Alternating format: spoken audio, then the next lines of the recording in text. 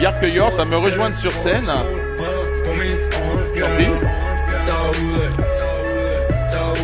Donc Bjarke nous vient de Copenhague et Copenhague, si vous avez suivi un petit peu l'actualité ces derniers mois, a vraiment a lancé un pavé dans la mare avec la présentation de sa nouvelle stratégie. Bjarke va nous faire sa présentation en anglais. A priori, dans la salle, on est tous un peu anglophones, mais c'est vrai que c'est une première sur les rencontres. D'habitude, nous avons écumé un petit peu toute la francophonie, la Suisse, la Belgique, le Canada. Bjarke donc va s'exprimer en anglais. Vous aurez sur le côté, pour les moins à l'aise d'entre vous, la présentation qu'il va faire en français. Donc normalement, ça devrait permettre à tout le monde de suivre. Bjarke, thank you. Welcome, welcome here. Stage is yours. We are a little bit late, so don't hesitate to. I'll speed through. Thank you. Thank you so much, and thank you so much for inviting me on stage and inviting me to this great event. I really feel like I've been invited into the French tourism family. So thank you so much for that. I wanna just start this session off by telling you a quick story. So the track we just listened to is by a local Danish Iranian artist called Sivas. And I don't know about you guys, but I really feel connected through music. And it's funny because this guy, he raps in English, Danish, Persian, and Arabic. I don't understand half of what he's saying, but still it connects me to home, my neighborhood. He produces his music and lives very close to where I live. So it's funny how we are connected through intangible things, and also connected to our localhood through these sort of like subtle emotions, and that's what I want to talk about today. So some of you guys heard already that we sent out a postcard. The postcard was called "End of Tourism," as we know it. It was a very bold postcard that we sent out in earlier this year in January, as the last postcard that we will send to our partners, as a sort of sanity check of what we're gonna do in the future and what we expect to have a conversation around with our partners.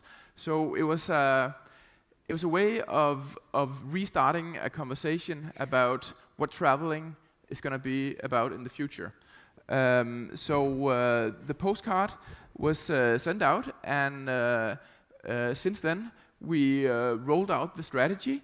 The strategy is actually not called "The End of Tourism" as we know it. It's called Localhood for Everyone. And what is this localhood? It's not a word. It's not in the Encyclopedia Britannica or in Oxford Dictionary or anything like that. We just coined the word because we wanted to connect the global with the local. Also to sort of address a new playing field for us, which is all about hosts, guests, and the city that we try to manage. Our mission at wonderful Copenhagen is enabling our destination to be shared more, and which is great news for me because I work in marketing. I'm a head of digital marketing at wonderful Copenhagen. So this term shareability, I can really connect with that because of course it's very closely linked to social media, which I think at this point nobody can ignore. So, if nothing else today, I would like you to remember 3 simple points. First point is that I think we should really practice to abandon this term of tourism marketing, because in my mind and in my experience, there's no tourism marketing, just like there's no car marketing or clothing marketing. Well, there is, but I think what's more important is stories.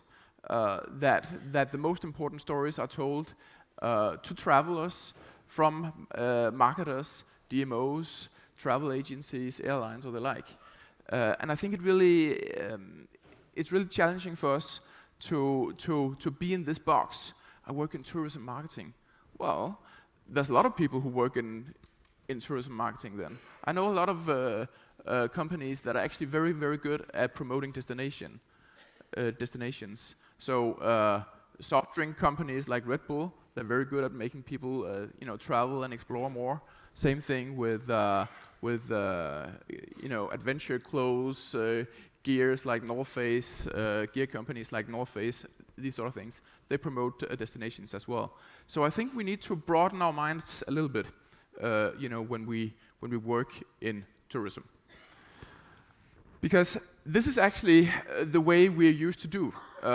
We do campaigns, usually a little bit before the big holidays, and I think this is super old school. I think we should acknowledge that if this is our way of thinking, well, this is the consumer's way of thinking. It's a little bit more complex than traveling 2 times a year or 3 times a year. They travel all the time.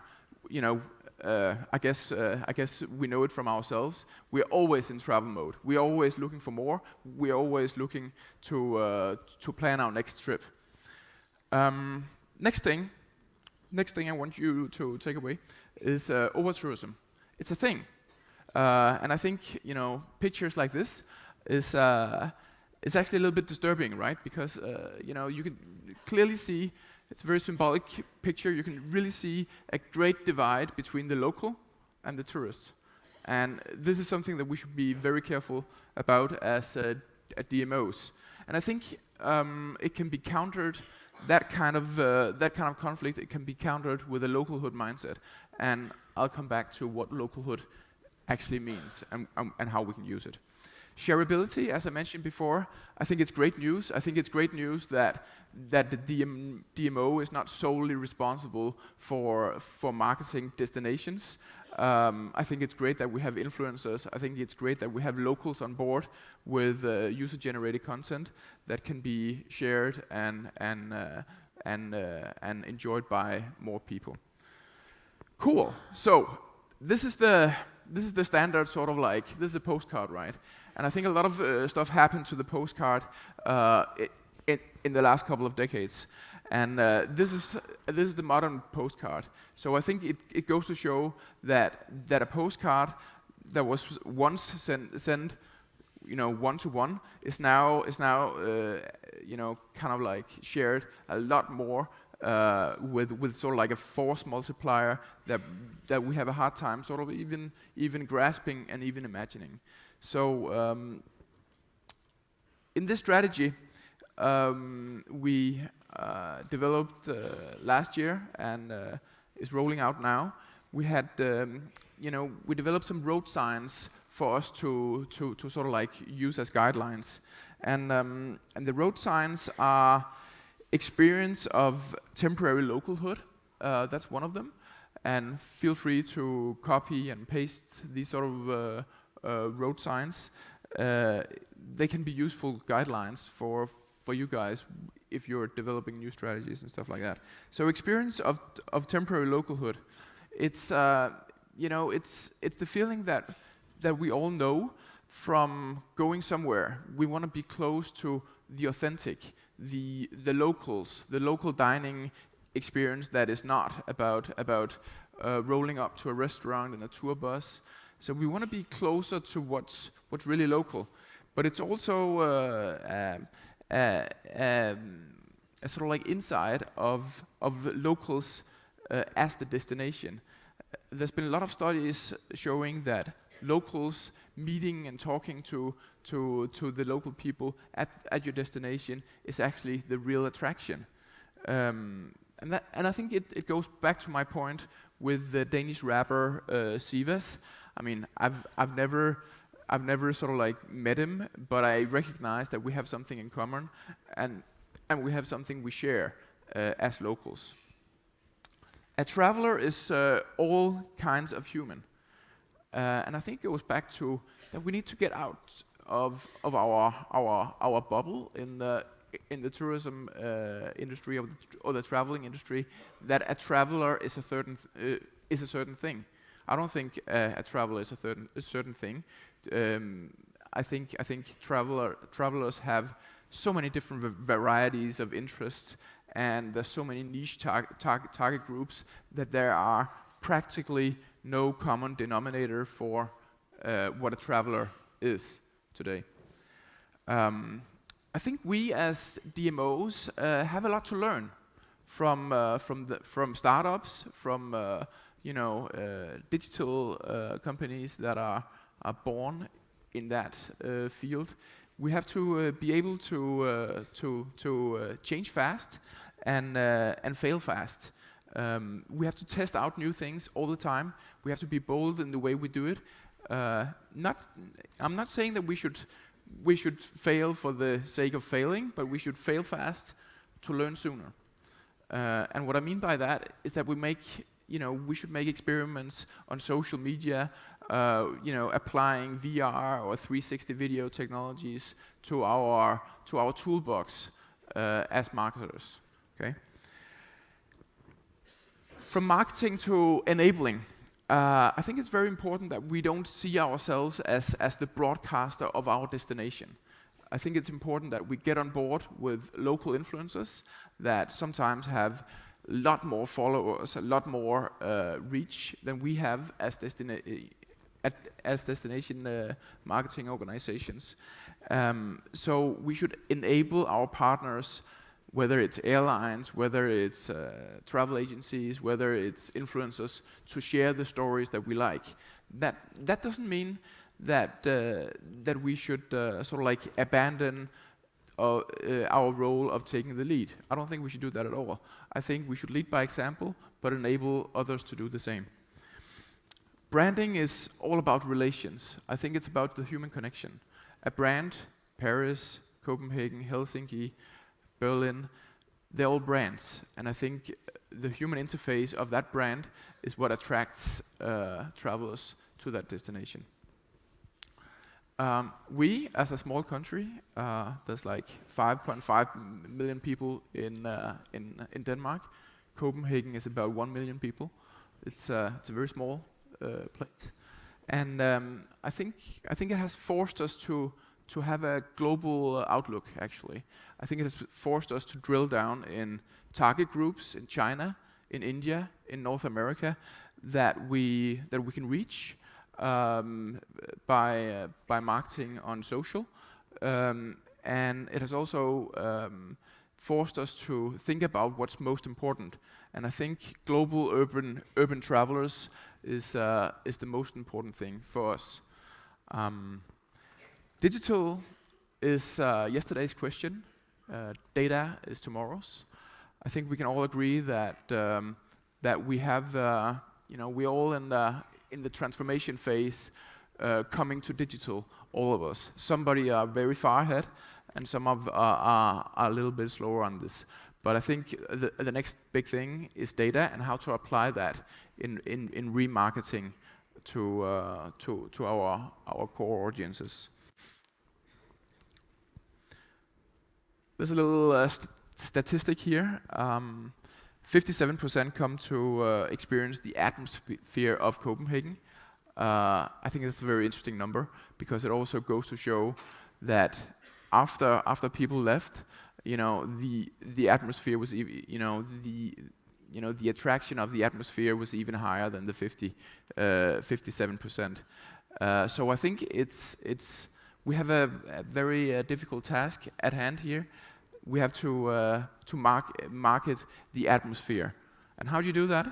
Well, that's our little challenge, right? So back to the point here with tourists as the unique species. This is the cliché tourist walking around, taking the tour bus around, camera, taking photos of that statue or this castle or this bridge or this plate of food.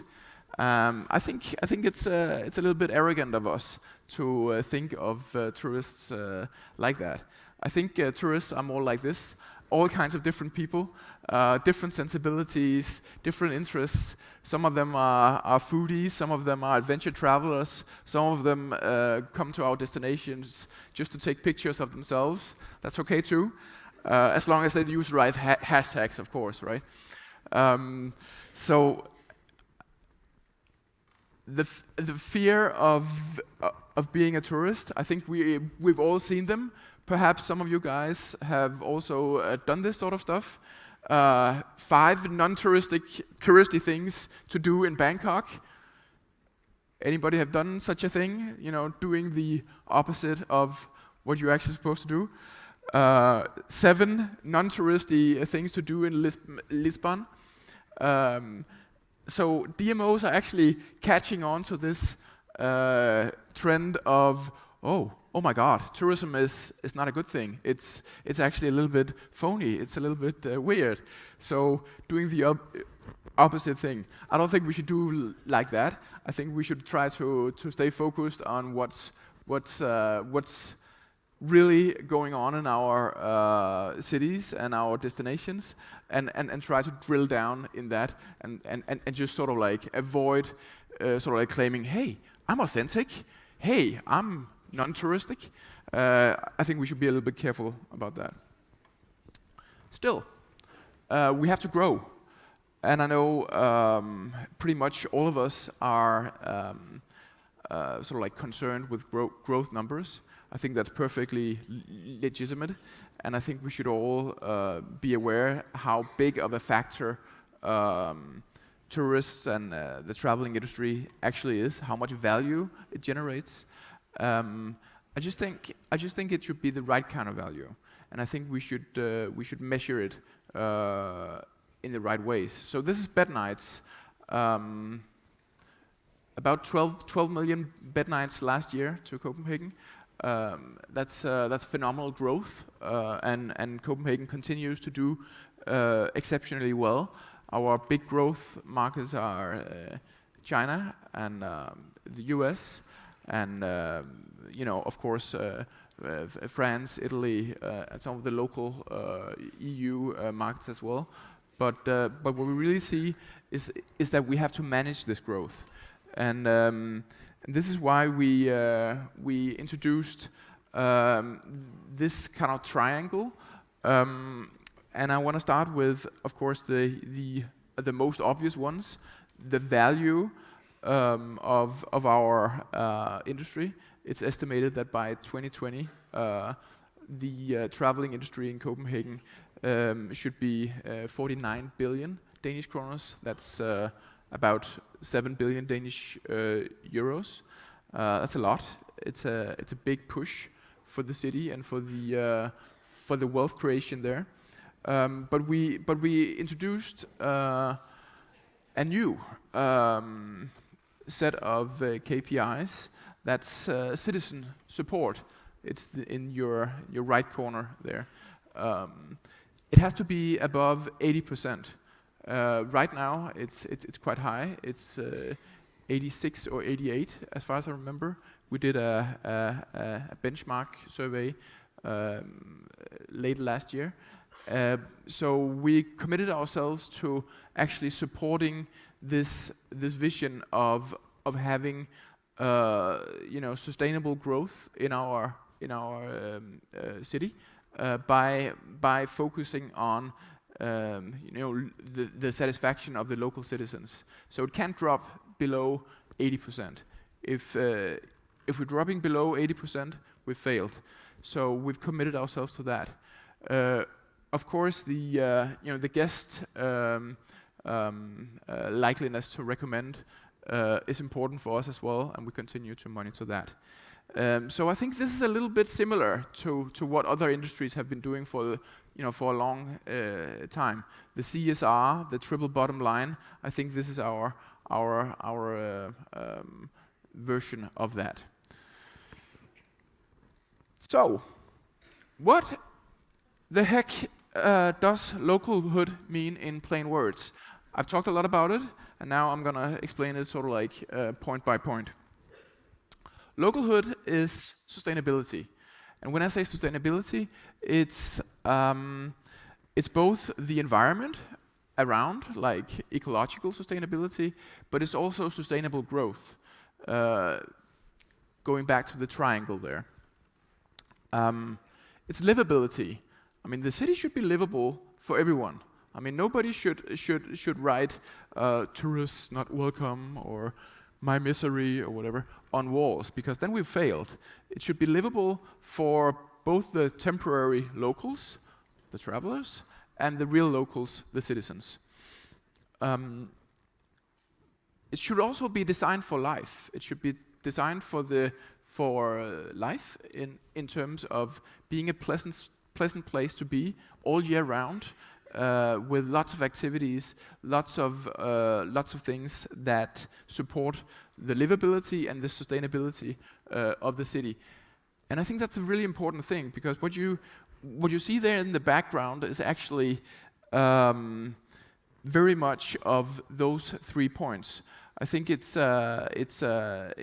important to stress that livability and sustainability in a city designed for life can be an attraction in itself. This is the harbor bath of the old industrial harbor in Copenhagen. It's a long effort that has gone into cleaning the harbor in such a way that you can actually jump in right from the sort of like little structures built around the harbor, and I think it's a beautiful example of connecting attractions with those 3 points. Localhood is what we share. We've been practicing at Wonderful Copenhagen at sharing the stories of localhood. So we've gone away from only promoting the obvious points of interest and attractions and restaurants to promote city life and the atmosphere of Copenhagen. Localhood is both the why and the how. I think localhood is important as a set of value that we can use to do it in a new way. So both the how and the why. It's also a global agenda. I don't think Copenhagen is new to speaking about localhood and user-generated content and these sort of things. I think it's sort of like a global trend sweeping across the globe that we have just sort of like, in a very strong way, committed us to following, and I think it'll only get stronger over the next years. So, how's digital marketing done? I have another session, so this is my promotional break. I have another session a little bit later. And it's basically a session about bridging the digital strategy with tactics. So basically, trying to drill down in what we as marketers can do to expand on localhood and all these trends. And I'll have a session over here. It's going to be with films. Lots of questions, lots of debates, lots of interactivity, and it's going to be at 11:30. So, thank you so much. Merci beaucoup.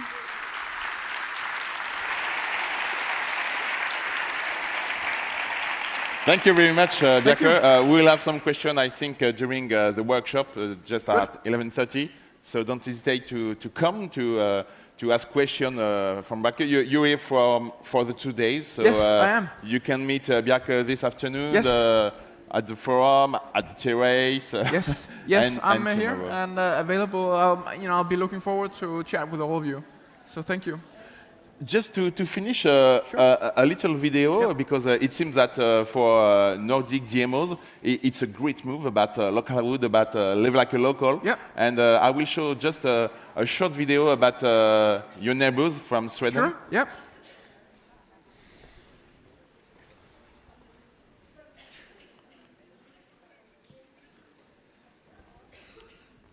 Welcome to West Sweden, our little corner of the world. We hope you won't feel like home here, because after all, you're not. You're here to experience something new, and we, the locals, are ready to show it to you. So please, share a ride with us we won't go straight from A to B, because we know of a secret point C off the map. And when you eat with us, it'll be at our homes where we can share recipes, stories, and some good laughs with each other, because we want to get to know you too. Let us show you something else, in the countryside, around town, or by the sea. We will be your guides, dress you up, and invite you to all of our best parties. And at the end of the day, we will tuck you in with a good night and see you at breakfast. So when you get back to wherever you feel like home, you'll know you've seen Sweden the way we see it, and lived it the way we live it. Because you've met the locals. Bjarke, are they competitors? I wouldn't say so. I mean, I think it's it's so different. I don't think we have many competitors in terms of localhood. It's a thing, and it's different everywhere you go. I think French localhood would be very different from Swedish localhood or Danish localhood. Of course, we compete once in a while when there's a new route from India opening both to Copenhagen and Stockholm. But then at the end of the day, I think it's about staying true to what your city and what your destination is about, and try to communicate that in the most effective way to the people for whom it's actually relevant. Thank you, Bjarke. You're welcome.